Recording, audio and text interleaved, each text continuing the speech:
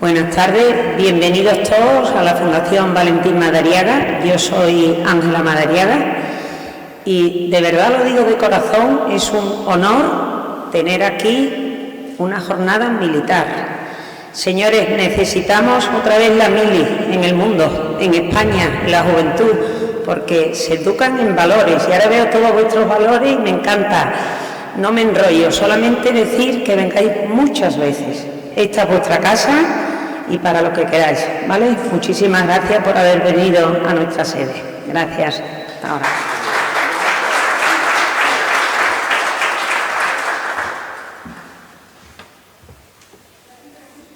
Muchas gracias, señora Madariaga. Buenas tardes. En nombre del Consejo Académico de CISDE y de la comisión organizadora de este evento, les doy la bienvenida y las gracias por asistir al acto de inauguración de la Jornada de Historia Militar Desembarco de Alhucemas. A continuación, procedo a presentarle a los miembros que conforman la mesa inaugural. El director de CISDE, el profesor doctor don Fernando Ibáñez Gómez.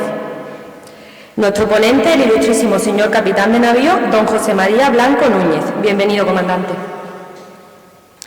Don Miguel Cruz Giraldez, vicepresidente de la Academia Andaluza de la Historia y miembro del Comité de Honor de las Jornadas. Bienvenido, don Miguel.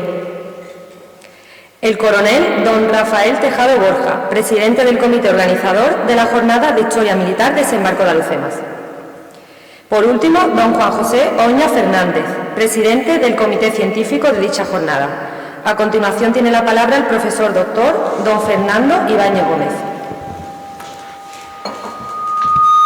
Hola, buenas tardes.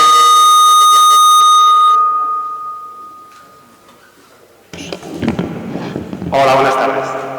Bueno, permítanme en primer lugar agradecer a la Fundación Valentín de Madariaga y Oya por acogernos en su sede, este bellísimo edificio que fue pabellón de Estados Unidos en la Exposición Iberoamericana de 1929, cuando las exposiciones no duraban 3 meses, duraban más de un año. Consulado de dicho país y desde hace más de 20 años ya sede de esta fundación, de su Centro de Arte Contemporáneo. Doña Ángela, muchas gracias por acogernos y aceptamos ese guante de venir más veces, faltaría más. Quiero agradecer también a las entidades colaboradoras, a la Asociación Nacional de Soldados Españoles, ANSOLDES, por su donación de 1.000 euros para premiar al mejor trabajo presentado en las jornadas, a la Academia de las Artes y las Ciencias Militares, ACAMI, a la Academia Andaluza de la Historia, Ortiz de Zúñiga, a la Asociación ARES de Reservistas Españoles y a la Corporación SAM. Y en último lugar, pero no por ello menos importante, al coronel de artillería del Ejército de Tierra, doctor en Historia, don Rafael Tejado Borja, como presidente del comité organizador de estas jornadas, que también además es director de nuestro máster en Historia Militar. Y quiero agradecer también su papel al comité científico, representado también por el doctor Juan José Oña, como presidente del mismo, por su labor de evaluación de las ponencias que se han presentado a las jornadas, y al jurado también por su papel en el fallo del premio. Para nosotros, para el Campus Internacional para la Seguridad y la Defensa de Sevilla, es un orgullo realizar estas jornadas de Historia Militar, Desembarco de Alhucemas, dedicadas al estudio de esta operación anfibia, de la que celebramos este mismo mes su centenario. Se trata no solo de darlo a conocer al público general, sino también de promover su estudio histórico y científico, y para ello estas jornadas y las ponencias que se han presentado son un buen ejemplo. Por ello, gracias también a todas las personas que han querido compartir con nosotros sus análisis y sus investigaciones sobre el desembarco de Alhucemas por medio de sus comunicaciones. Como verán durante los próximos días en nuestra sede, donde se presentarán las comunicaciones, abarcan temas muy variados, desde las causas y las consecuencias del desembarco, su importancia para el colonialismo español, aspectos clave como la importancia de los carros de combate, de la legión, de las actividades de información de inteligencia, del periodismo, de los apoyos de fuego, de la logística, del componente humano de mandos y tropa. En fin, para los interesados en nuestra historia y en particular en nuestra historia militar, creo que estas jornadas nos van a deparar muy buenos momentos, y por ello tenemos también el compromiso desde CISDE de publicar un volumen colectivo con los trabajos admitidos a las jornadas. No les entretengo más. Muchas gracias a todos por su presencia hoy aquí.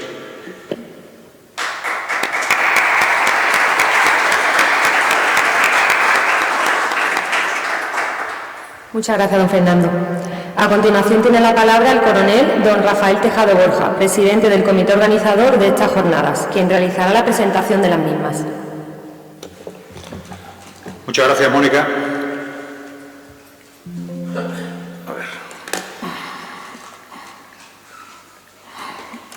Esto tenía que avanzar. No. Ahora. Bueno, buenas tardes. Voy a proceder ahora a presentarles las jornadas y contándoles un poco cuál ha sido el proceso, cuál es el objetivo y a dónde hemos llegado al final.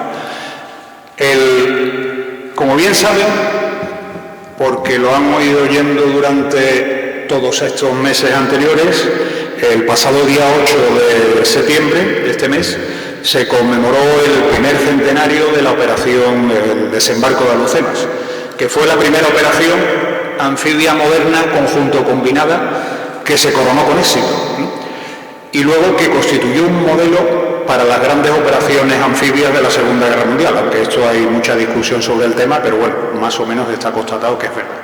Entonces, ante esta situación, visto inicialmente a primero de año que había un cierto vacío a nivel institucional para celebrar ningún tipo de acto académico como este, de intentar buscar y analizar las consecuencias y qué pasó, pues entonces los profesores del máster de Historia, que tengo el honor de dirigir, me propusieron y me invitaron a eso, a lanzar este proyecto. Y fruto de ello, pues nos lanzamos, como digo, a preparar estas jornadas con la doble finalidad que vemos aquí. Por un lado, profundizar en el estudio y conocimiento de la operación, aunque está muy estudiada y demás, pero siempre hay pequeños aspectos que pueden quedar en el aire y que siempre alguien puede encontrar cosas novedosas, como ha adelantado el director de CISDE, don Fernando, que hay una serie de ponencias, o casi todas, que van a aportar nuevos conocimientos sobre la materia. Y, por supuesto, contribuir a la difusión. De ahí la idea final de que todos estos trabajos los publiquemos en un volumen conjunto y que le demos la mayor difusión posible. Siempre con la particularidad de que lo vamos a hacer desde el punto de vista de la historia militar. Cuando se lanzó la convocatoria, lo dejábamos muy claro que no admitíamos ninguna comunicación que derivara hacia un aspecto distinto al que en sí queríamos llegar, que era el de la historia militar únicamente. Se lanzó la convocatoria y como para que aquellos aficionados no, más bien eran estudiosos, a la comunidad académica, escritores, investigadores y aficionados incluso a la materia, que presentaran sus trabajos, que fueran inéditos y que contribuyeran a esta labor, ¿no? Para llevar esto a cabo nos organizamos, tal como pueden ver ahí, en un comité de honor que estaba formado por la Academia de las Ciencias y las Artes Militares, por la Academia Andaluza de la Historia y por el SAMO, el Servicio de Atención Médica en Urgencias. Ese era el comité de honor. Luego el comité organizador, que estaba formado por una presidencia, luego una secretaría técnica, un vocal económico y un vocal de comunicación y protocolo. Y por último, el núcleo realmente duro, puesto que es el que ha llevado el peso del análisis de los trabajos presentados, la valoración, la admisión y demás, era el comité científico, que tenía su presidencia, y luego una secretaría técnica y los vocales que eran los profesores, parte de los profesores del máster de Historia de CISDE, concretamente los profesores que se veían afectados por esta época. La agenda que desarrollamos fue lanzar la convocatoria a primeros de año. El 24 de enero concretamente lanzamos el Call for Papers, en el cual marcábamos todas las condiciones que debían de reunir los trabajos. Se marcaba como fecha límite para el envío de una primera propuesta, es decir, solo unas pequeñas líneas en que el investigador informaba de qué trabajo quería abordar, y la fecha límite que marcamos era el 1 de abril. recepcionadas todas esas propuestas, se analizaron y antes del 1 de mayo se contestó a todos los interesados si se admitían o no se admitían su propuesta. En el momento que ya el investigador recibía la admisión, ya desarrollaba el trabajo completo, amoldándose a las normas de redacción que habíamos puesto en la convocatoria. Y antes del 1 de julio tenían que remitir el trabajo al comité científico. Posteriormente se analizaron y el 31 de julio ya estaban todas las comunicaciones admitidas, evaluadas y comunicado o confirmado su admisión. Y ya el último paso, una vez hecha la evaluación y la admisión, es, tal día como hoy, empezar a afrontar lo que son como tal la celebración de estas jornadas. Bueno, como he dicho al principio, la idea es que solo admitíamos trabajos relacionados con la historia militar. Y como era una operación conjunta combinada la que íbamos a tratar, hemos intentado focalizar o organizar esos trabajos distribuyéndolos por las funciones conjuntas de combate, que son las que ven ahí: mando y control, inteligencia, información, maniobra, fuego, protección a la fuerza y apoyo logístico. Agrupando los trabajos, pues entonces desarrollamos el programa que vamos a poner en marcha a partir de hoy, a partir de mañana, con las comunicaciones como tal. Cierto es que de todas esas funciones de combate no hemos tenido comunicaciones, pero sí de la mayoría. Entonces quedan tal como pueden ver aquí. Es decir, que hoy tenemos la jornada inaugural, que es en la que estamos. A partir de mañana empezamos ya con las sesiones de trabajo, que las primeras son sobre aspectos generales no se puede englobar o encasillar dentro de una de las funciones de combate, sino que serán aspectos generales de la campaña, ¿no? Tienen el programa ahí, lo pueden consultar si no lo ven desde sobre la pantalla.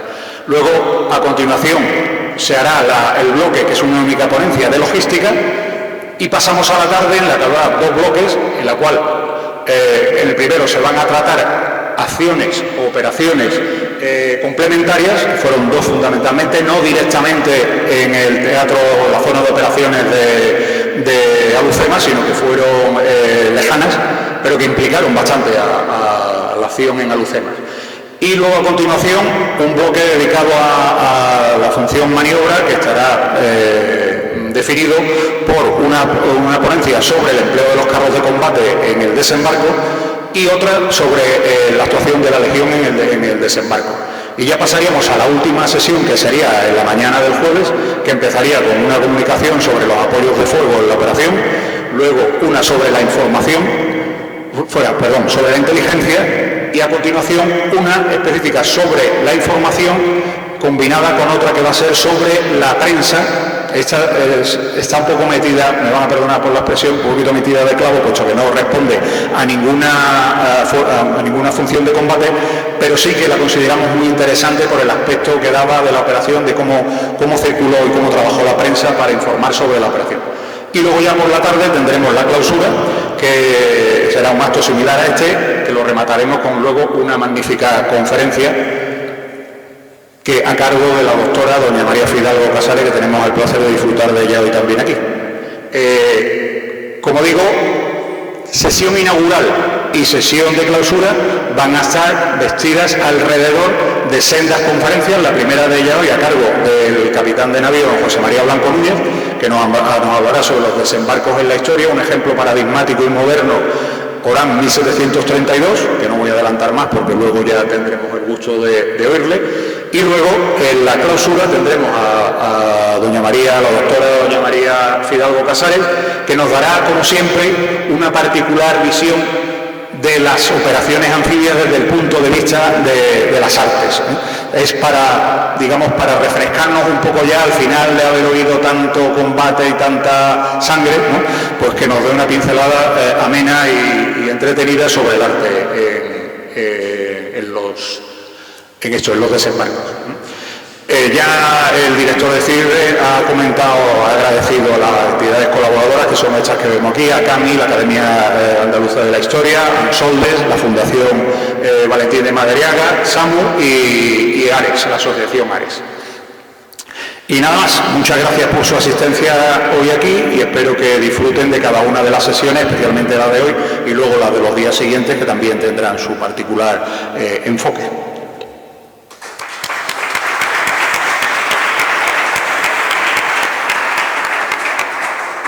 Muchas gracias, mi coronel. Seguidamente, el director de CISDE dará la palabra a don Miguel Cruz Giraldez para declarar inauguradas las jornadas. Don Miguel Cruz, por favor, tiene la palabra. Gracias. Excelentísimo señor general, ilustrísimos señores, señoras, señores.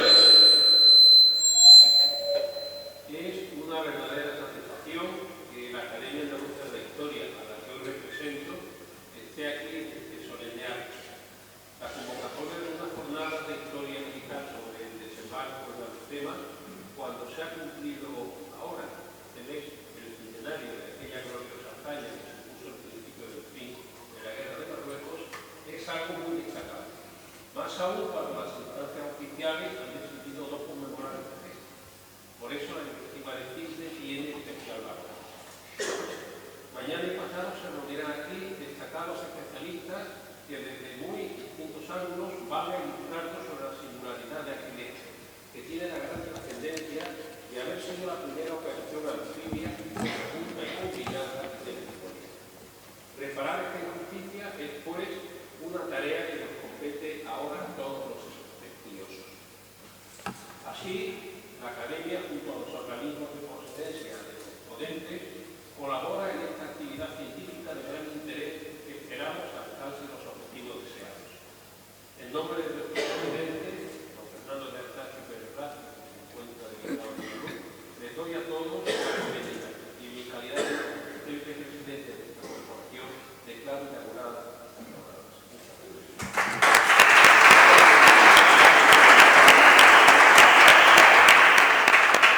Muchas gracias, don Miguel.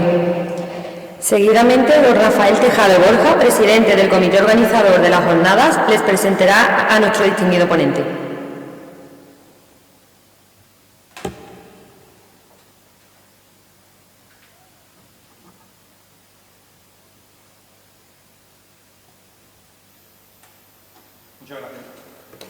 Muchas gracias, Mónica. Cuando abordamos el proceso de dar forma a esta sesión inaugural, que forzosamente tenía que construirse alrededor de una conferencia magistral que nos introdujese en el mundo de las operaciones anfibias, en la búsqueda de la persona idónea que llevase a buen puerto esta idea, todas las informaciones, todas las referencias que íbamos consiguiendo, nos llevaban hacia una misma persona, hacia un experimentado profesional de la Armada, hacia un experto historiador naval, a un entusiasta comunicador y divulgador de nuestra historia. Y esa persona no es otra que nuestro conferenciante de hoy, el capitán de navío, don José María Blanco Núñez.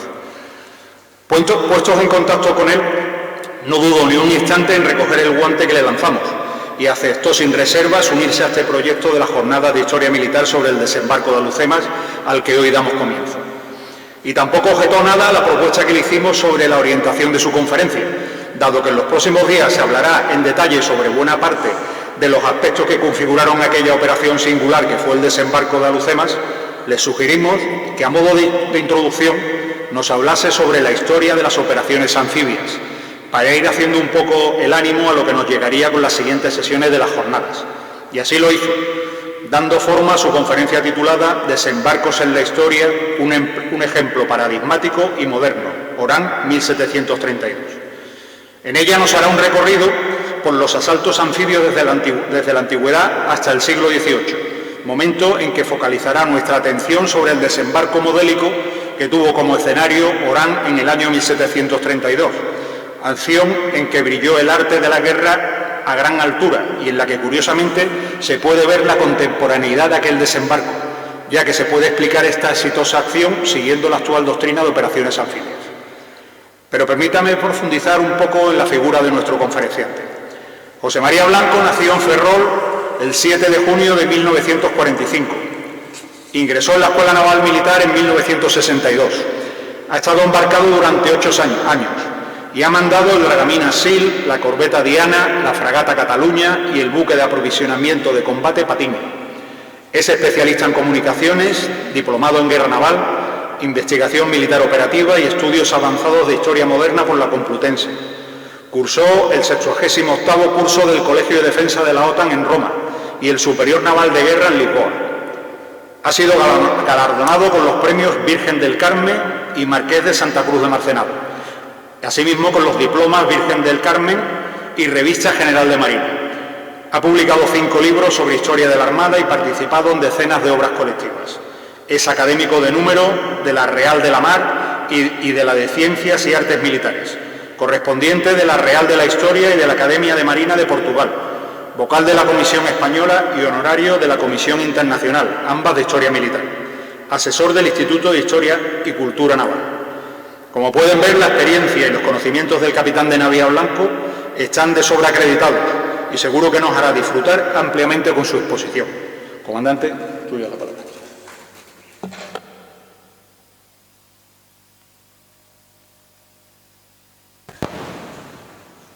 Con la venia, señor director. Excelentísimos, ilustrísimos señores, excelentísimas e ilustrísimas señoras, señoras y señores, queridos amigos y compañeros. En mi currículum falta una cosa. Soy ex profesor del CISDE.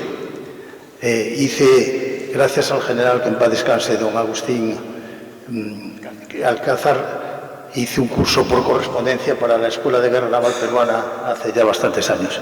Así que la próxima me lo anotáis. Y eso que yo no soy nada amiga de los currículos, porque ya saben lo que le pasó a aquellos 2 mineros asturianos, hijos de picadores de la...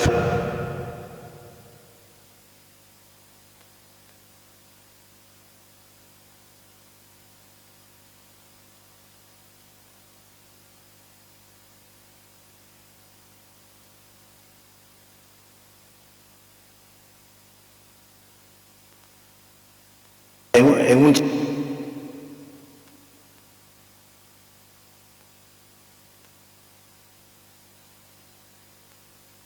Hay días...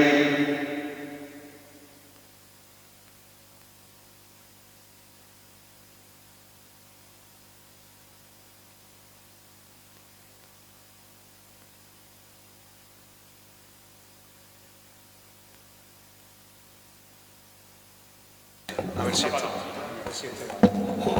Bueno, se encuentran en el Chigre y al final el ingeniero le da una tarjeta de visita al que seguía siendo picador y ve allí todos los títulos y digamos que el menos listo le dice al más listo: hijo, ya tienes para la esquela. Es decir, cuando se tiene un currículum apropiado ya la esquela está muy cercana, por tanto no me gusta demasiado. Hoy quería dar las gracias lo primero porque hayan puesto a 2 ferrolanos como alfa y omega de estas conferencias. Doña María Fidalgo y yo somos paisanos ferrolanos. Quizá lo han hecho porque el jefe de la vanguardia en Alucemas era un coronel de Ferrol bastante conocido. Y lo segundo es que me emociona mucho, soy bastante sentimental en eso, porque uno de mis maestros en historia naval, quizá el mayor, fue el almirante don Julio Guillén Tato, que el día que se murió era el secretario perpetuo de la Academia de la Historia y académico de la Real Española, académico de la lengua. Y don Julio Guillén, en el año 29, precisamente, fue el que hizo la Carabela Santa María, que vino a la Expo desde Huelva con sus majestades los reyes a bordo y sus hijas, y fue muy famosa la actuación del entonces capitán de corbeta Guillén en la Expo del 29, que aquí al lado está, por ejemplo, la Comandancia de Marina, que era el pabellón de la Armada, y este era el pabellón de los Estados Unidos. Y ya sin más dilación pasemos al tema que nos ocupa. Es para poner esto. Muy bien. Muy bien. Bueno, el objetivo de mi conferencia es dar un recorrido por las expediciones. Fíjense bien el nombre, expediciones y desembarcos que en el mundo han sido, y explicar lo acontecido en Bazalquivir el año 1732 para conquistar Orán. Y demostrar una vez más que no hay nada nuevo bajo el sol, que es... Hay un libro fundamental, precioso, que tengo, gracias a Dios, por herencia familiar, que es el libro del arte de la guerra del barón de Jomini. Jomini era un suizo al servicio de Napoleón, pero también al servicio del zar de todas las Rusias, y yo creo que un resentido con España porque le tocó perder en la guerra de la independencia en suelo español. Y Jomini hace, en el segundo tomo de esta obra, que está en 2 tomos el cuarto, traducida, pone, por los jefes de Estado Mayor Central de Madrid, el año 1830 y tantos, y publicado el libro en el 1843, y hace un anexo que se llama expediciones. Y es importante el léxico y la semántica porque si ustedes van a los archivos a investigar sobre desembarcos, no se les ocurra decir, vengo a investigar desembarcos. Tienen que decir, vengo a investigar expediciones. En el lenguaje militar español, tanto de tierra como de marina, todo lo que se hacía de ir a descubrir nuevos mundos o a conquistar era hacer expediciones a ultramar, si eran por el océano, claro.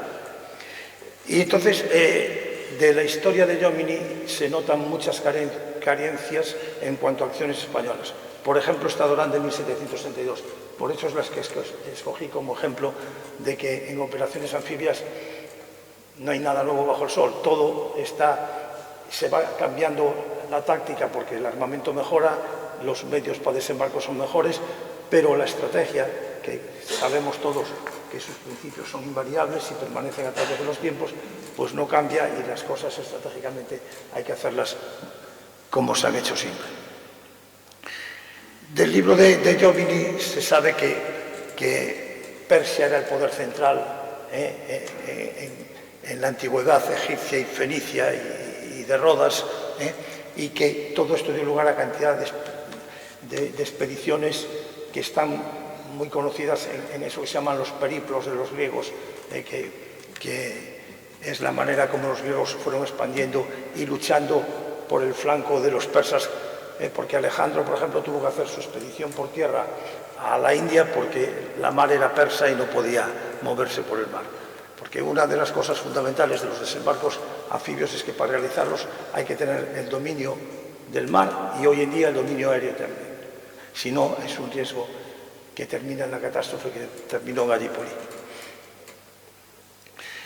En las guerras púnicas hay un desembarco magistral y fundamental de conocer, que es cuando Publio Cornelio Escipión, apoyado por su hermano Neo, que había desembarcado antes en Ampurias y ya con Cartago expandido por media España, Cartago había venido a España llamado por los de Gades, por los gaditanos. Y cuando la zoarquía de Aníbal ha pasado los Alpes, ha ganado en Tesino, Treno, Trasimeno y Cannas, como nos enseñaban en el bachillerato de nuestros tiempos, y ya está en Capua, feliz y contento, pero allí se queda porque Escipión corta la línea de abastecimiento de Cartagonova a Italia y Aníbal se queda compuesto, ya estaba casado en Carmona, en Sevilla, pero apenas estuvo un año con su mujer porque este corte de las comunicaciones dejó a su mujer en España y él se quedó, nunca mejor dicho, compuesto y sin novia. En la Segunda Guerra Púnica también hay un asalto anfibio curioso, que es el que dan los romanos a Sicilia, exactamente a Siracusa de Filipo.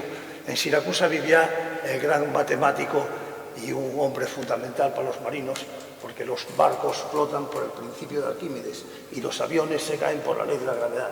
Por lo tanto, a nosotros nos gusta mucho el principio de Arquímedes. Y Arquímedes muere a manos de un soldado romano después del asalto anfibio. Yo he estado allí en el lugar. Siracusa es como pasar por Cádiz, es muy parecido. Y además la catedral está construida sobre un templo romano y las columnas se ven a través de los muros de la catedral, pero la verdad que con motivo de la estancia en el Adriático, cuando estuvimos en el bloqueo de Bosnia, conocimos muchísimos puertos italianos y lo que se llamaba la Magna Grecia, o sea, de Bari para abajo, es como estar en España. Las ciudades, el ambiente, la manera de vivir la gente y todo es muy parecido. Están también las guerras macedónicas en ese mar tan difícil, que el mar Egeo es un dédalo de islas. Hoy en día sigue siendo un problema porque Grecia geobloquea estratégicamente a Turquía con unas islas, cuando Turquía es una potencia mucho mayor que Grecia, pero no cabe duda que esas islas que es lo mismo que hicieron los Reyes Católicos, a partir de los Reyes Católicos, con los peñones, es decir, ir geobloqueando la tierra africana para prevenir nuevas invasiones, ¿no? Y las islas griegas son el conflicto siempre con Turquía, porque Turquía, su salida al mar, la tiene dominada por las islas griegas. Pues ya en la Tercera Guerra Macedónica, Paulo Emilio pasó a Samotracia con 25.000 hombres. Samotracia es esa isla que ven, ahí la tengo marcada. Y después en Pidna, que está en el nordeste de Grecia, pues derrota a Perseo y hace que toda la Macedonia caiga en sus manos. Y luego viene el gran asalto de África o de Arabia, si quieren, por todo el norte, hasta llegar a España. La primera ola fueron 5.000 árabes al mando de Tarik y Muza, y también favorecidos por la traición del conde don Julián. Ahí tienen una representación primitiva de la batalla de Guadalete, donde don Rodrigo fue derrotado. Luego vino la gran invasión, que fue el paso de millones de personas. Y yo me pregunto siempre, ¿pagaron la tarifa? Tarifa se llama tarifa porque es donde se cobraba la tarifa, que en árabe quiere decir algo así como el pago de los impuestos, o al revés. La toponimia es un arte difícil a veces. Luego tenemos a los vikingos yendo, pero no se preocupen que en Estados Unidos no se habla noruego ni se habla nada, se habla... Pero no cabe duda que los normandos, después de los vikingos, fueron una base fundamental para la navegación mundial. Se acostumbraron a navegar por el Atlántico, pasaron al Mediterráneo y enseñaron a navegar a medio mundo. Está demostrado hoy en día que los normandos estuvieron se llama ahora Lance o Meudon, y están las excavaciones arqueológicas, pero su permanencia fue muy pequeña porque las comunicaciones con la metrópoli eran tan difíciles y el comercio que podían hacer era tan pequeño que enseguida abandonaron las tierras americanas. Luego están las cruzadas. Las cruzadas hay dos asaltos anfibios fundamentales, la toma de Lisboa y la toma de Constantinopla. En la segunda cruzada salen de lo que hoy llamamos Bélgica y hacia el sur para ir a Jerusalén, pero un temporal hace que los barcos entren en la ría de Vigo más o menos y en Oporto. La ría de toda la costa de Portugal en malos tiempos es malísimo. Es un gran problema porque son puertos fluviales con unas barras dificilísimas de tomar. Hoy en día Oporto tiene un puerto artificial enorme que se llama Lixoes, que cubre un poco, pero entrar en Lisboa todavía el día de hoy, con mal tiempo, es bastante peligroso. Total que los cruzados entran en Oporto y al rey don Alfonso Enríquez, y al obispo de Braga, el obispado de Braga está íntimamente relacionado con el nacimiento de la nación portuguesa por la rivalidad con Santiago de Compostela, se les ocurre decirle: pero qué Jerusalén, ni qué Jerusalén, si aquí podéis hacer la cruzada tomándole a los árabes Lisboa, que está mucho más cerca. Y consigue una alianza con los cruzados y efectivamente se dirigen a Lisboa. Ahí ven Lisboa con sus murallas, las torres para el asalto, y las embarcaciones, fíjense qué curiosas que se ven que son drags, vikingos. Y se tomó Lisboa y a partir de ahí pues fue un éxito grande para la cristiandad. Y luego en la cuarta cruzada se toma, después de muchos intentos y de muchos fracasos, el gran Balduino IX de Flandes consigue tomar Constantinopla y ser coronado emperador latino de Constantinopla en 1204. Y luego viene Sevilla. En medio de todas estas, tendría que estar 7 días aquí porque hay operaciones. La mar ocupa las 3/4 partes de la superficie terrestre, por lo tanto, si se quiere hacer algo cuando las comunicaciones por tierra son penosas, hay que hacerlo por mar. Hoy en día el 90% del tráfico mundial se hace por mar, con lo cual no han cambiado mucho las cosas. Aquí a Sevilla se viene por mar y marca el nacimiento de lo que se llama la Marina de Castilla, de Ramón Bonifaz, rico hombre de Burgos. Es curioso que varios ayuntamientos del norte de España, del Cantábrico y de Galicia se disputan el honor de haber estado en los barcos de Bonifaz que llegan a Sevilla.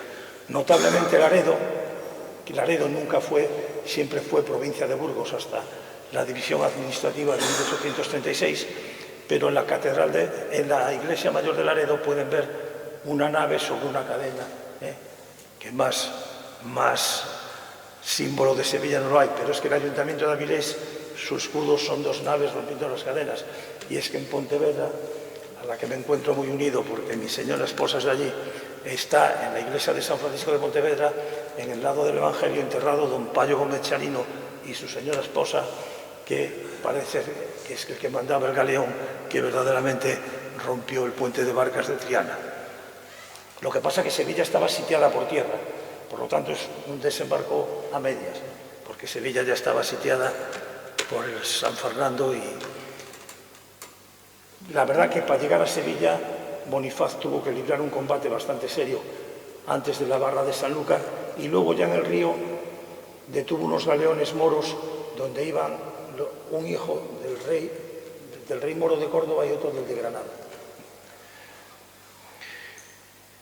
Si también nos metiésemos a ver los desembarcos en fuerza y no fuerza, desde el descubrimiento de América, pues sería una cosa. Se me olvidó decir al principio que dentro de esas expediciones, las expediciones terminan en un desembarco.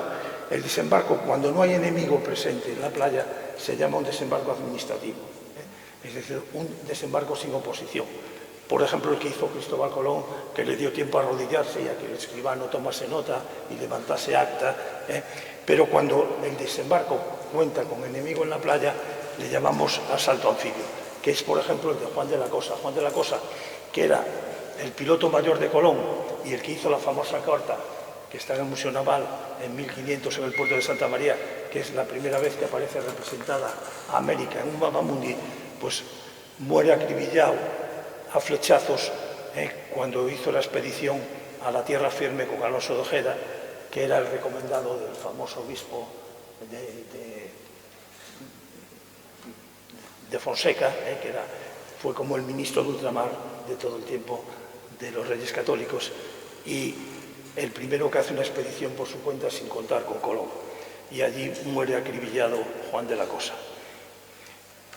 Otra cosa que hay que deshacer, Cortés quemó sus naves. No, señor, mentira, Cortés no quemó nada. Cortés aprovechó todos sus barcos, como es lógico y natural, para fortificar su cabeza de playa. La ciudad de la Santa Cruz de Veracruz, se llamaba en un principio la ciudad de las velas, porque los techos de las casas que se hicieron para los soldados españoles eran las lonas de las velas de los barcos de Cortés. Aprovechó todo, desembarcó todo y no quemó nada, porque la madera de los barcos fue fundamental para hacer esas casas y para fortificar y el hierro y todo.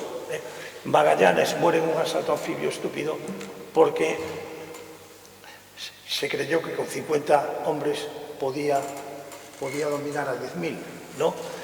Y ya lo decía un refrán español que decía así: llegaron los sarracenos y nos mataron a palos, que Dios ayuda a los malos cuando son más que los buenos.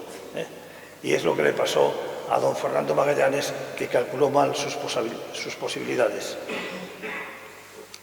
Y con este bañito ligero y rápido por la historia, para que vean que por la mar se hacía casi todo y por la gar llegó la civilización a todas partes, pues llegamos ya en los Borbones, en 1732, a la misma playa en donde había desembarcado el cardenal Cisneros, cuando en esa política de conquistar el norte de África para contener futuras invasiones, perdón, que me he equivocado, en 1509 el cardenal Cisneros y Pedro Navarro toman la ciudad de Orán. Orán es muy importante porque está norte-sur de Cartagena y a 120 millas, con lo cual es la verdadera boca oriental del estrecho de Gibraltar. El estrecho no es solo el paso estrecho entre Ceuta y Tarifa, sino que es desde, unos autores lo ponen en Ibiza incluso, otros lo ponen en Cabo de Palos, y por el otro lado por San Vicente, porque es lo que los ingleses, con respecto al canal, que es casi, el Canal de la Mancha es casi igual que el Estrecho de Gibraltar. Si se coge una carta de la misma escala y se hace un superponible del Estrecho de Gibraltar, se pone sobre el Canal de la Mancha inversa y es la misma configuración. Bueno, pues es lo que los ingleses llaman los approaches, las llegadas o la convergencia en el paso estrecho, que es la razón estratégica de España. O sea, España hoy en día estratégica, hoy y siempre ha sido el Estrecho de Gibraltar, porque es el nexo de unión de todo el comercio y de todo el petróleo y de todo lo que quieran, oriental con el occidental. O sea, para llegar a Marsella, desembarcar el gas, hay que pasar por el Estrecho. Para llevar el trigo a Italia o para traer el aceite italiano para el Atlántico, hay que pasar por el Estrecho de Gibraltar. Por lo tanto, es un lugar, es lo que llaman los norteamericanos un checkpoint importante. En la Guerra de Sucesión hay un capitán de los tercios, de una familia que más navarra no puede ser, pues se llamaban Navarro y de Viana, pero llevaban ya 2 generaciones en Sicilia, exactamente en Mesina. El capitán Navarro viene a la Guerra de Sucesión con 2 hijos. Entonces las compañías eran en propiedad, era el dueño de la compañía. Y viene a luchar y va destacado ahora. Lo digo ahora para que luego vean la trascendencia que tiene. Y uno de esos hijos y el padre mueren en la guerra, pero el otro hijo es don Juan José Navarro, que llega, digamos que a teniente coronel del ejército español cuando se crea la Gran Armada, y entonces pasa a Marina y va a ser el primer capitán general de la Armada y va a tener un papel importante en esta operación. Ese es el teatro, como les decía, 115 millas entre Orán y Cartagena. Alicante está 65 millas más para arriba. Y es curiosísimo porque la Armada, yo no sé si ustedes lo conocen, pero con el general, Paco, el que fue director del Instituto de Historia Militar. No, el general de división de infantería, Ramos Oliver. Estamos convencidos, y los dos coincidimos una vez en un simposio donde dijimos lo mismo, que no hay que buscar ninguna conexión entre el ejército de los Austrias y los Borbones. Todo es distinto. No quiere decir que los Austrias fueran peores, era otra manera de actuar. No había escuelas, no había escalafones, los niños se formaban en casa de los nobles, salían pajes, se ponían a servir en el ejército. Y con la llegada de los Borbones, pues es todo de nueva planta. Las ordenanzas, se copia todo en Francia y se hace una marina nueva y un ejército nuevo con sus uniformes, con sus divisas, con todo es diferente. Y la marina concretamente nació exactamente, nace o se gesta en el sitio de Barcelona en 1714, pero oficialmente la creación de la Real Armada es en 1717, cuando se abre en Cádiz la Real Compañía de Guardiamarinas para formar oficiales para los cuerpos de la Armada. Y, por supuesto, hay muy pocos aprovechables de la Marina de los Austrias que pasan a esta Marina. La mayoría es gente nueva que empiezan con nuevas reglas y con nuevos profesores. Uno de esos profesores va a ser don Juan José Navarro de Viana. ¿Por qué? Porque es teniente coronel del regimiento de la Corona, que está de guarnición en Tarifa, y como era de ingenieros, porque su gran especialidad era dibujar minas y contraminas y torreones y asaltos y como zapar y como todas estas cosas, pues la Marina lo ficha y lo hace capitán de fragata y lo trae de profesor de matemáticas a la escuela de Cádiz. Pero como tenía un gran punto honor profesional, comienza a comprar libros y a imbuirse de táctica naval. La táctica naval que se usaba entonces, fíjense ustedes, estaba hecha por un jesuita francés. Era todo lo que había escrito sobre táctica naval. Y don Juan José se va imponiendo y es nombrado primero alférez de la Real Compañía, luego teniente y por fin con el tiempo será el capitán de la Real Compañía de Guardiamarinas. El ser capitán de la Real Compañía de Guardiamarinas podía ser, los 2 primeros son tenientes generales del ejército. Quiero decir que la compañía, para prestigiarla, su comandante podía ser quien fuese, nombrado por el rey.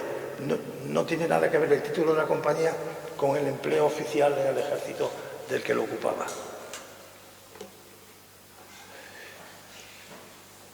Y en esa marina tan nueva que ha nacido en 1717, estamos apenas a 15 años de su creación, 3 capitanes de navío son designados y el que va a ser nombrado primer comandante general del departamento de Ferrol. Los departamentos nacen en 1726.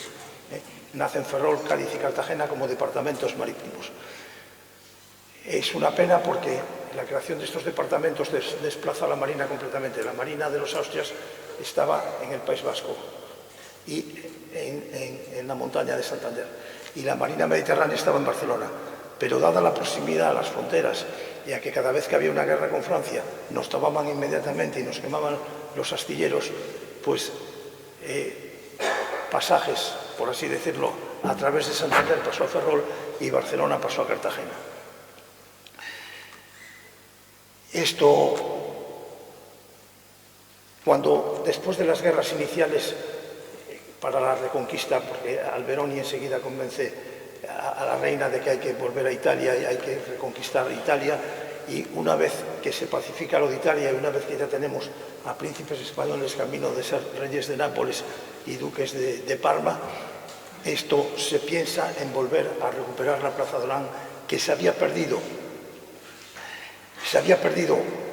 por culpa de como don Rodrigo, por culpa de un señor que se llamaba el Marqués de Santa Cruz de los Manueles, que él fue el encargado de dar un socorro a Orán en 1706, me parece que era, y le dan un dinero para que vaya a Orán, compre pólvora, municiones. Las defensas de Melilla, Ceuta y Orán siempre se llamaron los socorros, ¿no? Socorro a Ceuta del año tal, socorro a Melilla del año no sé qué. Y este señor, en vez de gastarse el dinero en eso, va y le entrega el dinero al pretendiente austriaco y lo traiciona. Y él era cuatralbo de galeras, es decir, mandaba 4 galeras, pero aquí solo iba con 2 galeras. Lo curioso es que los Borbones lo perdonan, su hija continúa con el título y Felipe V encima le concede la grandeza de España, cosas que hoy en día nos cuesta comprender. Se forma la expedición contra Orán y se le da el mando de toda la expedición al general quizá más prestigioso de ese momento, que era don José Francisco Carrillo de Albornoz, conde en aquellos tiempos de Montemar. Después, después de lo de Orán, en 1734, gana la batalla de Bitonto, que es la que va a conseguir en Italia que Carlos III sea por fin coronado en Nápoles, ganándole esa batalla a los austriacos. El rey lo quiere hacer duque de Bitonto y dice, no, yo de Bitonto no quiero ningún título, quiero ser duque de Montemar, que estoy muy contento con él, que eso de Bitonto me va a causar muchos perjuicios en España. Bueno, y la parte naval, el mando naval de la expedición va a ser don Francisco Javier Cornejo, que sirvió siempre en tierra. Es impresionante la capacidad de adaptación de esta gente, porque don Francisco Javier Cornejo era un militar del periodo de los Austrias que luchó en todos los teatros del mundo en tierra. Pero de repente se viene al puerto de Santa María y lo nombran gobernador. Y su primera labor es desenterrar los cañones, porque todas las baterías bajas del puerto estaban enterradas en la arena. De los levantes y los ponientes había capas de arena y recuperó toda la artillería. Total, que hay que mandar una fragata y el capitán general de Andalucía le dice, Cornejo, vete a mandar esa fragata. Y la manda y lo hace bien. Total, que al final llega a teniente general de la Real Armada y es el que va a mandar esta expedición. Pero digamos que los que constituyen el Estado Mayor, que organiza y piensa toda esta expedición, son 3 capitanes de navío, que son el capitán de navío Liaño, que llegará a teniente general, el que ya he citado tantas veces, el futuro marqués de la Victoria, don Juan José Navarro de Viana, que será el primer capitán general de la Armada, y un conde italiano, que tiene una historia curiosa, el conde de Benemaserano, que era napolitano, vino a Cartagena destinado. En el siglo XVIII hay unos 110 guardiamarinas italianos, porque digamos que la parte española de Italia fue muy fiel a Felipe V y mandaban a sus chicos a estudiar a la escuela naval, y entonces hemos hecho una estadística de todos. Muchos se llaman Fernández López, nacidos en Italia. ¿Pero por qué? Porque eran hijos de los castellanos, de los famosos presidios españoles en la Toscana o en las islas del Mar Tirreno, o en Nápoles y Sicilia. Y estos 3 capitanes de navío van a hacer una orden de operaciones que, como verán, se puede explicar, digamos, con los cuadernos tácticos que usamos hoy en día. El problema de Orán y de Argelia en general, que como saben pertenecían a la Sublime Puerta, pero ya eran bastante independientes, es decir, eran unas autonomías bastante... Los beys y los deys ya dependían poco de los oficiales turcos. Pero sin embargo, yo he encontrado una Real Orden que dice exactamente: cuando se detenga un barco argelino, si hay oficiales turcos, que se les trate con deferencia. O sea, si son argelinos, caña, pero si son turcos, ojo, que estos son importantes y hay que tratarlos con precaución. El círculo vicioso era el que montaron los frailes desde tiempo inmemorial, porque claro, si se pagan los rescates, se estimulan las aprehensiones. No sé si se acuerdan en la prensa, pero hace muy pocos años tuvimos en Somalia un problema de rescates y la polémica volvió a ser la misma. Si ustedes pagan el rescate, va a haber más barcos apresados. Yo he tenido en mis manos en el Archivo Histórico Nacional, en la calle de Serrano de Madrid, los documentos de la madre y de la hermana de Miguel de Cervantes Saavedra con el dinero que daban las pobres para los mercenarios para que fuesen a rescatar a su hermano a las prisiones de Argel. Y eso constituyó un grave problema, pero cualquiera lo dice. Bueno, la concentración, que es lo primero que hay que hacer, como saben, en estrategia, de todos los buques y de todo el convoy para la expedición Orán se hizo entre Alicante y Cartagena. Y los mandos ya los he comentado. La orden de operaciones describía la situación general, decía: con todo sigilo para conseguir la sorpresa, otro valor estratégico fundamental en todos los tiempos. Se preparará en Alicante un inmenso convoy de 577 velas. España tenía una matrícula bastante pobre de barcos mercantes y hubo que requisar barcos o contratar barcos de muchísimas naciones europeas. Y eso inmediatamente alertaba a las cancillerías vía cónsules y embajadores, porque, como pasa siempre, Inglaterra se puso a ver a dónde íbamos, ¿no? Como nos pasó cuando lo de Cabo pasaron en 1719. La misión era trasladar la fuerza de desembarco con mucho sentido a la playa de la Aguada. Esto es fundamental porque el gran problema logístico de Alhucemas fue el agua. En el primer momento, que no se encontraba agua y entonces no se podía desembarcar a los mulos y todo el transporte había que hacerlo a hombros de los soldados. Pero aquí ya se conocía desde tiempos de Cisneros la playa de la Aguada y se va directamente a ella. Y tomar las plazas de Mazalquivir y Orán y sus respectivos fuertes, destruyendo las fuerzas enemigas que salgan al encuentro. Si van a Orán hoy en día, verán que es un superponible de Cartagena. Tiene Plaza de Toros también, pero la Plaza de Toros es muy moderna, es de finales del...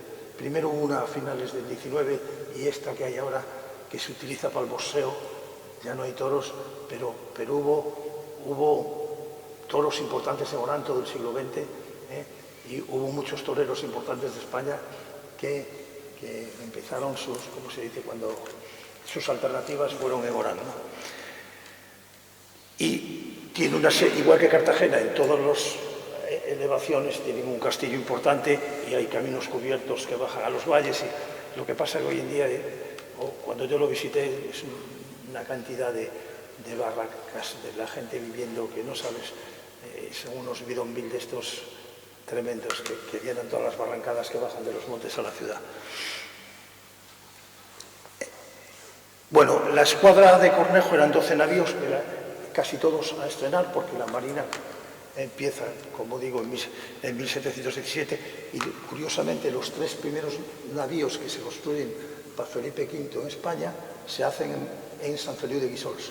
El primer astillero de la Corona, que se hace en tiempos de los Borbones, lo hace Patiño, que era el intendente del ejército de Cataluña, y que por su eficacia, el intendente era algo más que como lo concebimos hoy en día, era una especie de gobernador civil, pero como no había cuarteles en la época, entre sus misiones de gobernador estaba también la de dar asiento a la tropa en todas las casas de la comarca, conseguir forraje para el ganado, que era bastante complicado, y Patiño fue tan buen intendente de Cataluña que el rey se fijó en él y lo trajo a Madrid con una serie de sabios a discurrir cómo hacer una marina. Y estuvieron 2 años de comisión de servicio en Madrid sentando las bases de cómo querían hacer una marina, para lo cual se inspiraron en la inglesa y en la francesa y dieron lugar a un vasto proyecto que mucha gente hoy en día se lo achaca solo a Patiño, pero no fue solo él, fueron una serie de sabios como Macanaz y otra gente más. Bueno, entre la escuadra, aparte de los 12 navíos de entre 80 y 60 cañones, había 2 bombardas, 4 urcas, 7 galeras,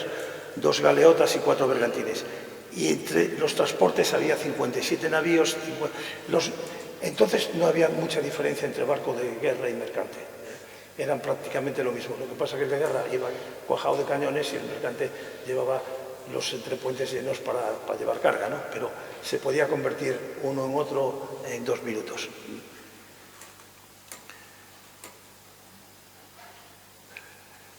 Y la fuerza de desembarco la componían 40 batallones de infantería y 26 escuadrones de caballería. En total, 26.000 hombres. Fíjense, en Alucemas fueron 18.000. Entre el generalato había 23 generales presentes, 19 brigadieres, clero castrense, juristas, porque iban a echar a andar una ciudad también. O sea, no era solo conquistar, sino arrancar otra vez como provincia española. Médicos, cirujanos y practicantes. 123 jefes y oficiales, la plana mayor de artillería e ingenieros y más de 30 títulos del reino. El jefe de la intendencia era nada menos que don Zenón de Somodevilla, el gran ministro de Fernando VI, que va a ser ministro de todo y que va a ser el que hace los 4 arsenales importantes de la Marina del 18 a partir de 1748, es decir, Ferrol, Cádiz, Cartagena y La Habana, y es el que asienta la Marina que habían empezado en 1717. Ensenada, además, es el verdadero estratega español. Bueno, él y en otro sentido el marqués de Santa Cruz de Marcenado, que ahora veremos. Porque Ensenada, cuando llega con Fernando VI de Nápoles, le dice: Su Majestad tiene que tener una armada que sumada a la francesa sea igual que la inglesa, y un ejército de tierra que sumado a la inglesa sea igual que el francés, con lo cual Su Majestad podrá jugar siempre en el campo que más le guste, dada la situación. Y la logística era verdaderamente complicada, porque se necesitaban 12.400 quintales de pólvora, 16.400 bombas, 56.000 granadas, 80.000 balas de cañón, 12.000 fusiles de repuesto, 200 cureñas de todos los calibres, 20 carros cubiertos, 240 vantrenes, 700... Los caballos de frisa fue una cosa fundamental, porque discurrieron estos capitanes de navío que fueran a remolque de los botes de la primera oleada, con lo cual nada más poner el pie en tierra, que el primero que puso el pie en tierra fue el marqués de Santa Cruz de Marcenado, se colocaron los caballos de frisa y ya hubo protección en la cabeza de playa contra la caballería mora, ¿no? Fue una gran cosa. 150 acémilas, 422 barracas de madera, 81 hornos de campaña, 140 muros para artillería, 157 machos de abasto y tiro, 36.000 fanegas de cebada, 220.000 arrobas de paja, 14.000 herraduras, 250.000 quintales de plomo, porque se construían balas que hacían sobre la marcha. En los barcos había hornos para fundir el plomo y moldes para hacer balas y balines. 400 vacas, 1.576 corderos, 4.000 gallinas. Estos los barcos estaban muy acostumbrados. José Sebastián Elcano llevó vacas vivas hasta 1955. Cuando no había fin industrial había que ir sacrificando a medida que se navegaba. 1.000 camas de hospital, 2 millones de raciones de armada y 7.000 botas de vino. En la armada siempre gustó más el vino que el agua. Y no es una razón de borrachería, es que el agua se corrompe enseguida y tiene un sabor asqueroso, y el vino se conserva muy bien, no tiene problemas.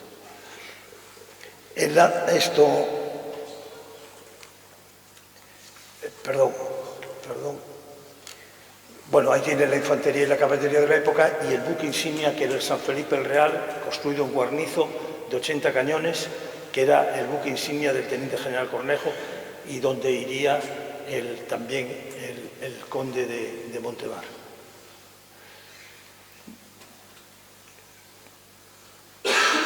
Bueno, a mí me ha faltado encontrar las instrucciones particulares, porque las ordenanzas de la Armada que da Patiño provisionales, como son provisionales y pasa mucho en España, duraron de 1717 a 1748, que nacen ya las ordenanzas de Fernando VI. Y en esas ordenanzas es muy complicado saber, porque define, es como un golpe de Estado. Dice, capitán de navío será como un coronel, capitán de fragata como un teniente coronel. Y cuando llegan generales de virreales armadas, dice, serán en un todo como los generales del ejército de tierra, y se vestirán igual, y llevarán el mismo uniforme. Y así, por eso los almirantes llevan faja roja, porque viene ahí, no es más la razón. Pero, ¿qué pasaba? Que yo creo que en ese momento se hizo exactamente igual que se hace ahora. Porque la pelea tierra-mar en esos momentos era que el oficial de marina, cuando desembarcaba, y se vio muy bien en la Guerra de la Independencia, donde desembarcó toda la marina y se puso a servir en tierra, valía para todo. Pero el oficial de tierra, cuando embarcaba, no tenía carnet de conducir y no podía conducir el navío. Y entonces era relegado a misiones que les parecían como de policía, de tal. Y eso creó muchas tensiones, porque como la infantería de marina nunca llegó para la necesidad, o sea, construimos los navíos mucho más rápido que los batallones de marina. El máximo esplendor de los batallones son 12 batallones de marina, y entonces venían batallones y regimientos enteros de infantería a servir en la marina. Por ejemplo, el regimiento de Asturias estuvo muchísimo tiempo embarcado, y cuando lo quisieron desembarcar, el almirante que mandaba la escuadra dijo, si me desembarcan al regimiento de Asturias yo me voy y me largo de aquí. O sea que era una cosa. Y por ejemplo, San Martín, siendo teniente de infantería y capitán de infantería, estuvo 4 años embarcado en Cartagena, en las fragatas de Cartagena, exactamente en la Santa Dorotea. Es decir, era el ver la infantería de tierra embarcada como guarnición de los navíos, porque hoy lo hemos hablado antes de esta conferencia, el marinero no era militar, que es algo que la gente se olvida. El marinero era el heredero del forzado de galeras, no era personal militar.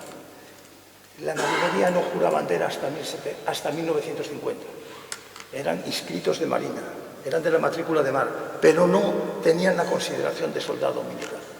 Y yo me crió un señor, que era mi abuelo, que decía, no hay nada más ridículo que ver un marinero con una carabina en la espalda, porque para eso estaba la infantería de marina. Pero vuelvo a repetir, nunca tuvimos fuerza de infantería de marina suficiente para las necesidades. Los desembarcos anfibios importantes de España siempre los ha hecho el ejército de tierra, siempre. En Alucemas hay un batallón de infantería marina que va en la columna Fernández Pérez de Melilla como reserva del segundo escalón, porque la marina no podía tener un cuerpo de ejército, ni siquiera una división. Bueno, no sé por qué no me sale aquí la anterior a esta. Aquí está. Vaya. Bueno, pues ahí está. Las instrucciones explican cómo van a ir distribuidas las olas, lo que ahora llamamos olas de desembarco, que entonces se llamaban barcadas.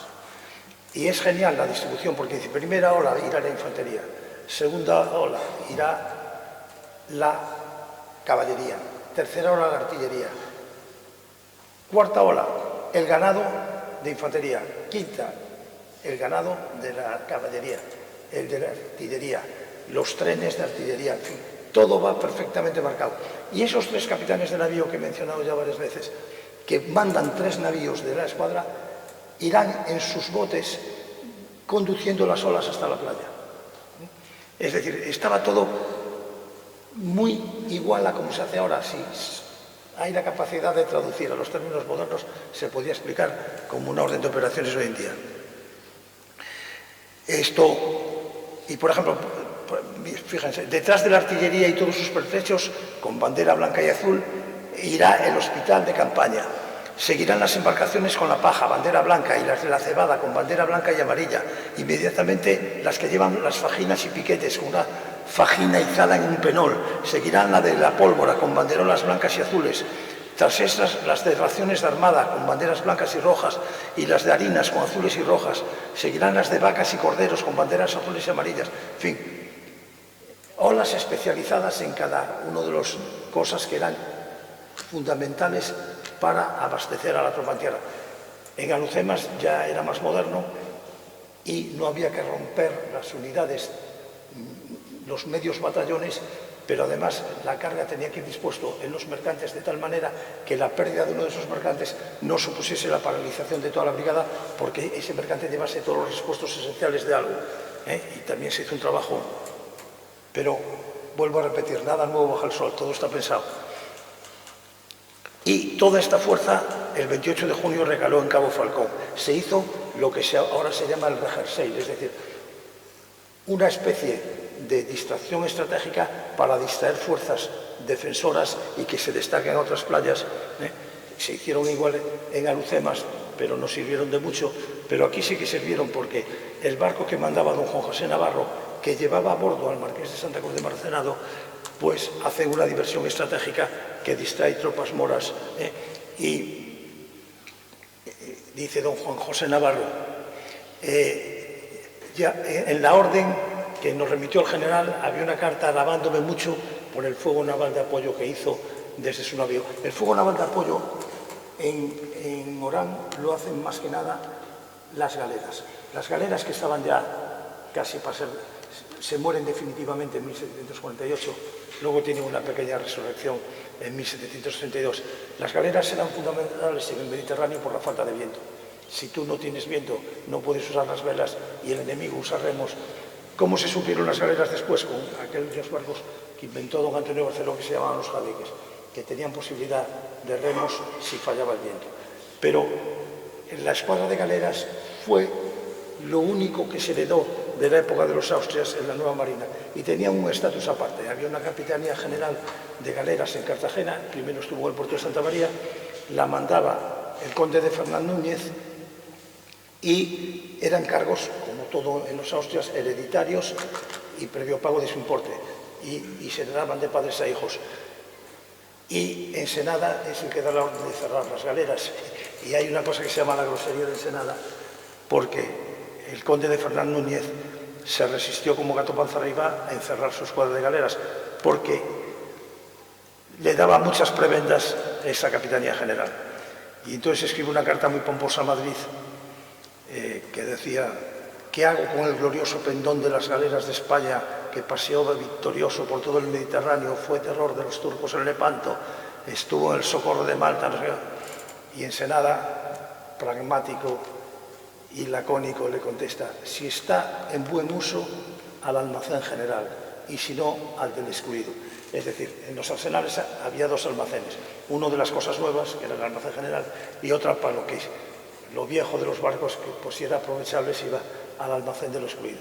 Y entonces a eso le llaman en la historia naval la grosería de Ensenada, porque trató mal a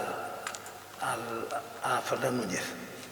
Bueno, el 29 de junio, tengo una tendencia al rollo grande, el 29 de junio a las 5 de la mañana, como tanto se siguió la ley número 1 de la Marina, ¿no? Que dice: la Marina es una entidad que trabaja poco, pero siempre desde muy temprano. Todo empieza muy temprano. A las 5 de la mañana, porque tiene una razón de ser. Es que la mar a las 5 de la mañana en el Mediterráneo está como un plato. Luego ya, cuando sale el sol, ya empieza a levantarse el mar y ya las cosas son peores. Comenzó el desembarco. El primero en poner el pie en tierra, como ya dije, fue el marqués de Santa Cruz. Sufren cargas de la caballería mora. A las 14 horas comienza el fuego naval de apoyo. El conde de Monterdar ordena el despliegue, y a las 5 de la tarde la mitad de la caballería ya está en tierra, pero floja y entorpecida. A pesar de ello, se expulsa a los moros del llano, y a las 6 de la tarde comienza de nuevo el fuego naval de apoyo. Las galeras podían apoyar con 5 o 3 cañones, dependía del tipo de galera, pero era muy difícil porque disparaban esos 5 cañonazos y en recargar tardaban casi una hora, o sea que era un fuego. Pero tenían una ventaja, que la galera calaba ni un metro, con lo cual se podían pegar a la orilla. Y gracias a Dios, el 3 de julio a las 8 de la mañana entró la escuadra Morán, con lo cual se facilitó todo el problema.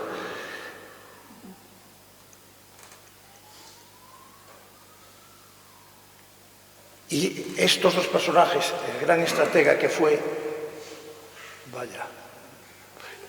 el Marqués de Santa Cruz de Marcenado, que venía de ser embajador en Turín y que escribió un tratado que, bueno, los de Estado Mayor por lo menos todos conocen las obras de Santa Cruz de Marcenado, que era asturiano y que fue el que hizo el regimiento de Asturias, alias el Cangrejo, porque nunca dio la espalda al enemigo, pues Santa Cruz de Marcenado se queda como gobernador militar de Orán y a los pocos días de la retirada ya de la escuadra para la península muere en un ataque, sale a reconocer el terreno con unos escuadrones y lo matan los moros.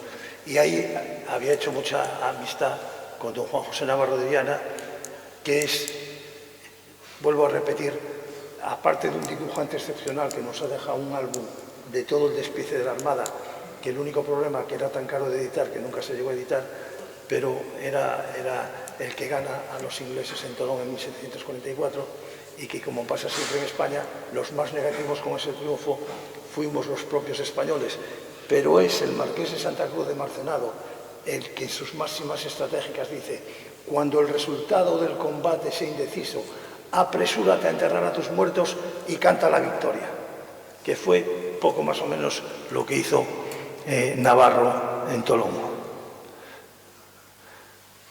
Y para terminar diré que el fuego naval de apoyo de Castilla fue muy eficaz. El desembarcar esa cantidad de quintales de paja no fue broma, fue un esfuerzo terrorífico. Ya lo he dicho que el escoger la playa de la Guada fue fundamental, que solo tuvimos en el desembarco 6 muertos y 8 heridos graves y 52 leves, lo cual fue un éxito. Entre 28.000 hombres, se pueden imaginar, o sea, prácticamente no hubo bajas, y que la fuerza organizada del enemigo se evaluó en 10.000 infantes, 2.000 de ellos eran turcos, y 5.000 caballos. Su jefe supremo se llamaba en nuestro ejército el Bigotillos. Según los cronistas, tenía tan esclavizados al pueblo que los españoles fueron muy bien recibidos en Orán. Y nada más, que me parece que me he pasado el tiempo, ¿no?